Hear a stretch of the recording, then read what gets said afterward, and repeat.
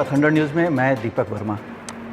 आज हम आए हुए हैं SRDAV पुंदाग में, जहां पे हमारे साथ हैं SRDAV के नव पदस्थापित प्रधानाचार्य SK मिश्रा जी। उनसे जानेंगे उनके जीवन के बारे में, उनके कार्यशैली के बारे में, और साथ ही साथ उन्होंने जो DAV के लिए अपने 22 साल दिया है, साथ एज अ प्रिंसिपल उन्होंने 11 साल दिया है, कैसा अनुभव रहा और इस विद्यालय के लिए उन्होंने क्या अपनी प्लानिंग लेकर चली है। जब मैंने अपनी शिक्षा समाप्त किया, शिक्षा समाप्ति के उपरांत मेरा सिर्फ और सिर्फ एक ही लक्ष्य रहा कि मुझे शिक्षण अध्यवसाय को चुनना है। तो मैंने शिक्षा समाप्ति के उपरांत तत्काल प्रभाव से झारखंड के ही गोड्डा जिला में एक महिला कॉलेज है जो काफ़ी लब्ध प्रतिष्ठित महाविद्यालय है, वहाँ पर वनस्पति विज्ञान के व्याख्याता के रूप में मैंने अपनी सेवा शुरू किया और पूरी ही तन्मयतापूर्वक एवं मनोयोग से 7-8 वर्षों तक अपनी सेवा वहाँ पर दिया। तत्पश्चात मुझे कुछ ऐसा आभास हुआ कि कॉलेज में शिक्षा देने के साथ साथ कुछ जो विद्यालयी स्तर पर बच्चे हैं, अगर मैं उनके साथ जुड़ूं तो शायद मेरे लिए यह शिक्षण अध्यवसाय जो है कुछ और रोचक होगा और सुखद होगा।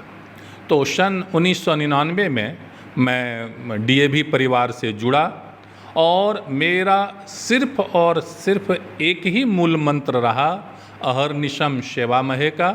इसी मूल मंत्र के साथ आज तक मैं अपनी सेवा एक शिक्षक के रूप में, एक प्रशासक के रूप में, एक प्राचार्य के रूप में देता रहा हूँ।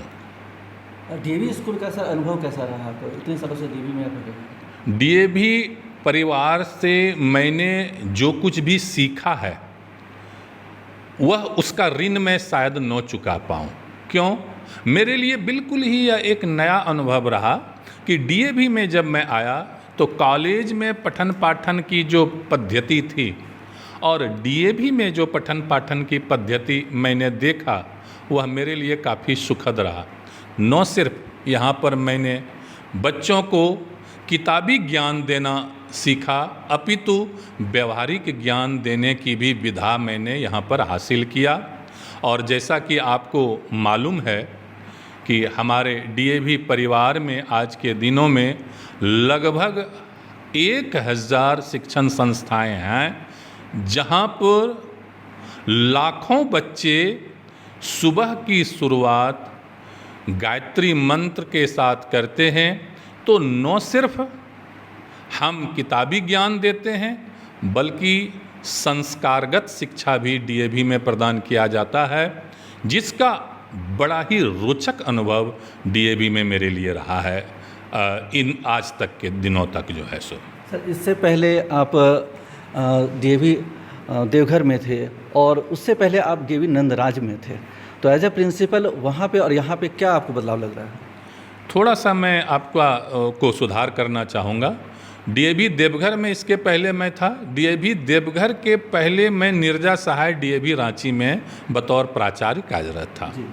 दोनों जगहों पर मेरा ऐसा सदप्रयास रहा कि मैं मूल्यों का संवर्धन करूं, चाहे वह मूल्य बच्चों में संवर्धित होने की बात हो, अपने सहकर्मियों के बीच संवर्धित होने की बात हो। मैंने हमेशा व्यक्ति विशेष में मूल्यों के संवर्धन पर जोर देने का प्रयास किया। साथ ही साथ मैंने हमेशा एक टीम वर्क को अपने ध्यान में रखा, ताकि अगर हम मिलकर काम करते हैं तो हमारा परिणाम काफ़ी सुखद रहता है। एक साउथ अफ्रीका में मैं आपको बताना चाहूँगा कि बड़ा ही एक प्रभावी वहाँ पर एक फ़िलॉसफी है, that is known as Ubuntu philosophy. Ubuntu philosophy का सार यही है कि I am because we are, I am because we are. कहने का तात्पर्य मेरा अस्तित्व तभी है जब हम सभी मिलकर एक विशेष लक्ष्य के साथ आगे बढ़ें और साथ ही साथ हम समाज के लिए कुछ कर गुजरने का मन में जो है सो विश्वास रखें, साथ साथ तमन्ना भी रखें। सर, पिछले 1.5 सालों में जो कोरोना की जो स्थिति हुई है, इसमें कहीं न कहीं लगता है कि शिक्षण व्यवस्था में कहीं न कहीं प्रभाव पड़ा है। ख़ासकर ऑफ़लाइन पढ़ाई छोड़कर ऑनलाइन हुई है। तो इसमें क्या बदलाव देखते हैं सर आप? आप बिल्कुल सही बोल रहे हैं।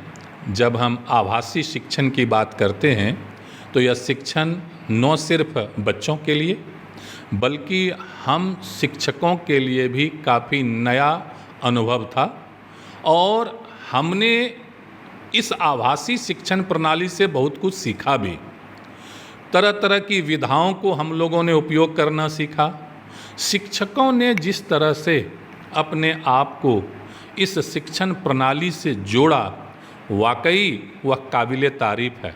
हालांकि मेरा ऐसा मानना है कि जो फेस टू फेस मोड पढ़ाई की व्यवस्था होती है वह वर्चुअल मोड में अभिभावकों का भी ऐसा ही राय मुझे मिलता रहा कि वह वर्चुअल मोड नहीं ले सकता। लेकिन मैं अपने अभिभावकों से, अपने बच्चों से यह सादर अभ्यर्थना करना चाहूँगा कि जो कुछ भी नई चुनौतियां हमारे सामने आती हैं, जिस तरह आभासी शिक्षण प्रणाली को लेकर आई, हमें इन सारी चुनौतियों को एक अवसर के रूप में लेना चाहिए।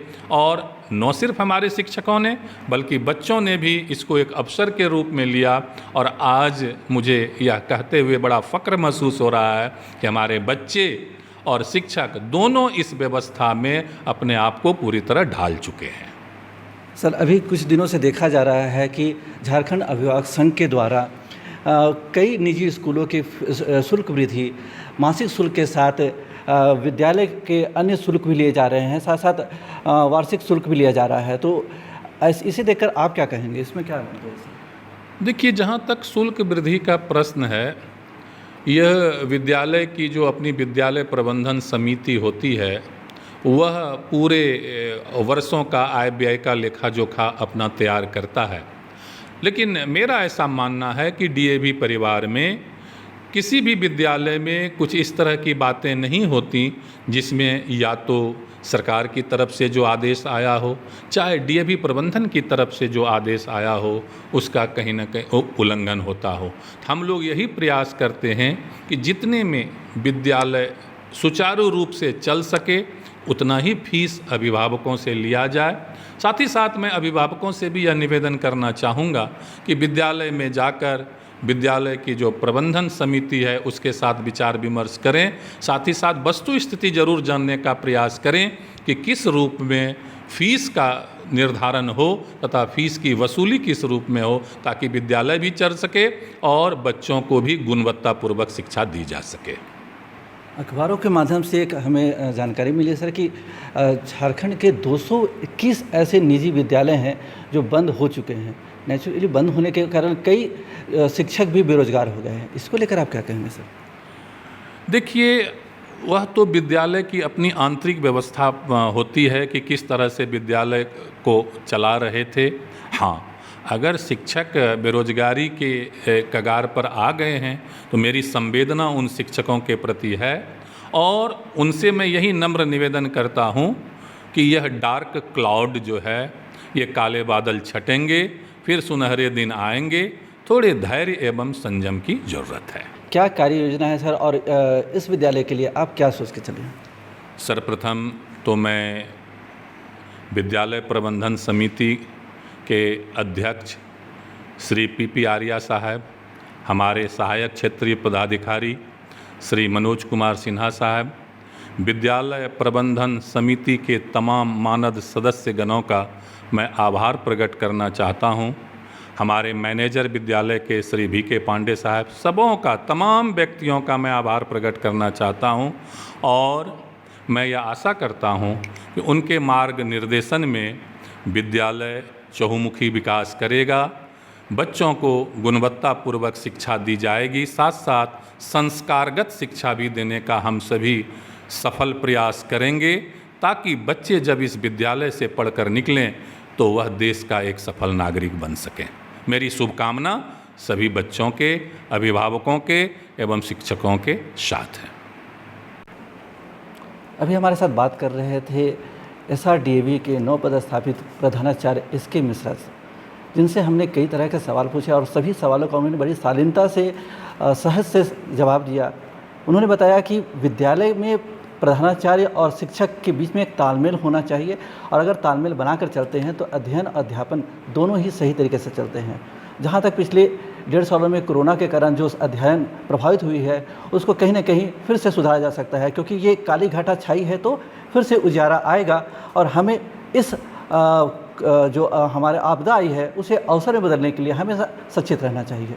ऐसी तमाम जानकारियों के लिए बने रहे थंडर न्यूज़ के साथ। कैमरा पर्सन विवेक के साथ मैं दीपक वर्मा, थंडर न्यूज़।